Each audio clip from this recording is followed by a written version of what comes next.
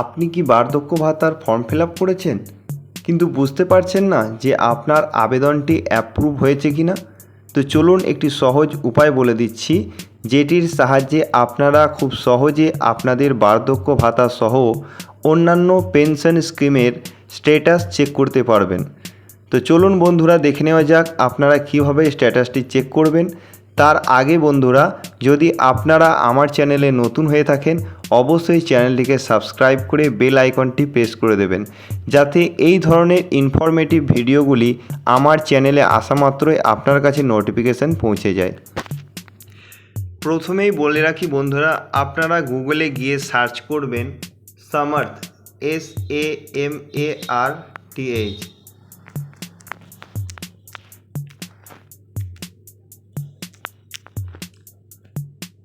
এটি সার্চ করবেন। প্রথমেই যে ওয়েবসাইটটা আপনারা দেখতে পাচ্ছেন,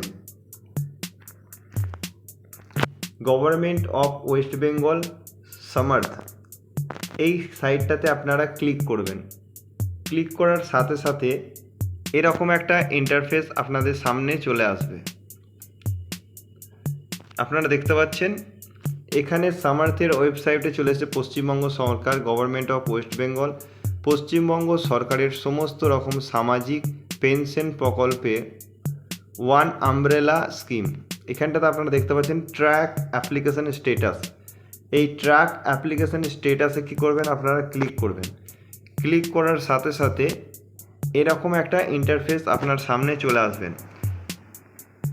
এখানে দেখতে পাচ্ছেন track application and view payment status. এখান থেকে আপনাদের স্ট্যাটাসটি যে জানতে পারবেন এবং পেমেন্টটি কী অবস্থায় আছে সেটিও জানতে পারবেন। তার জন্য আপনাকে প্রথমে কী করতে হবে, এখানে দেখতে পাচ্ছেন স্কিম আছে, স্কিমটাকে আপনাকে সিলেক্ট করতে হবে। আপনার কোন স্কিম সিলেক্ট করলেন, এখানে গেলেন, যাওয়ার পর আপনার যে স্কিমটা আপনি পরপর এখানে দেখতে পাচ্ছেন, Jai Johar for ST, legacy old age pension for ST, LPP pensioner, LPP retainer, MSME pension, old age pension for farmer, old age pension for fisherman, state welfare scheme for purohit, Taposili Bandhu for SC, textile pension, WCD Manabik, WCD old age pension, WCD widow pension.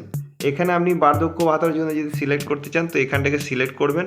আর যদি অন্য কোনো scheme আপনার আবেদন করেছেন তাহলে সেটিকে select করবেন। তো আমি এখানে old age pension, WCD old এজ পেনশনটাকে সিলেক্ট করলাম বার্ধক্য ভাতার জন্য।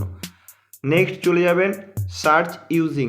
এখানে আপনারা দেখতে পাচ্ছেন তিনটে জিনিস দিয়ে আপনি সার্চ করতে পারবেন। এক হচ্ছে বেনিফিশিয়ারি আইডি, যদি আপনার কাছে বেনিফিশিয়ারি আইডি থাকে আপনি সেটি দিয়ে সার্চ করতে পারবেন। তাহলে কী করতে হবে, আপনাকে এটাকে সিলেক্ট করতে হবে।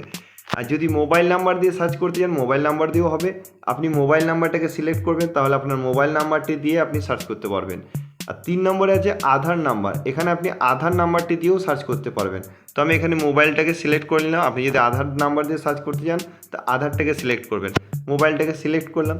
মোবাইল সিলেক্ট করার পর ইন্টার ভ্যালু, অর্থাৎ মোবাইল নাম্বারটা আপনাকে এখানে দিতে হবে। এখানটাতে আপনি মোবাইল নাম্বারটা দিয়ে দেবেন। মোবাইল নাম্বারটা দেওয়ার পর এখানে ক্যাপচাটা আপনারা দেখতে পাচ্ছেন 21+8, এরকমভাবে আপনার একটা ক্যাপচা থাকবে, সেটিকে আপনি এখানে এন্ট্রি করবেন। ঠিক আছে, 21+8 এখানে হবে 29। তো 29 এখানে আমি বসিয়ে দিচ্ছি।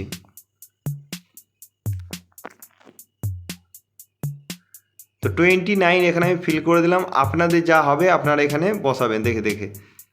তারপরে কি করবেন, নেক্সট গিয়ে সার্চ, এখানে আছে সার্চটাতে ক্লিক করবেন। সার্চে ক্লিক করার সঙ্গে সঙ্গেই আপনারা দেখতে পাচ্ছেন এই রকম একটা ইন্টারফেস চলে এসেছে।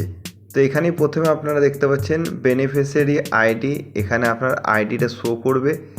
অ্যাপ্লিকেন্ট নেম, এখানে আপনার নামটি শো করবে। তারপরে অ্যাড্রেস, এখানে অ্যাড্রেস শো করবে। তারপরে কারেন্ট ব্যাঙ্কিং ইনফরমেশন, আপনি যে ব্যাংকের ইনফরমেশন দিয়েছেন বা ডিবিটিতে যেটা লিঙ্ক করা আছে সেটি এখানে শো করবে। আর কারেন্ট স্ট্যাটাসের জায়গায় আপনারা দেখতে পাচ্ছেন অ্যাপ্রুভ হয়ে গেছে। আপনাদের যদি অ্যাপ্রুভ হয়ে যায় তাহলে এখানে অ্যাপ্রুভ লেখা থাকবে, আর যদি পেন্ডিং থাকে তাহলে পেন্ডিং থাকবে। আর এখানে ভিউ করে আপনি ডিটেলসটা দেখতে পারবেন। তো বন্ধুরা, এই ভিডিওটি যদি আপনার কাছে ইনফরমেটিভ মনে হয়ে থাকে তো অবশ্যই ভিডিওটি একটি লাইক করে অন্যদের কাছে শেয়ার করে দেবেন। Thank you so much.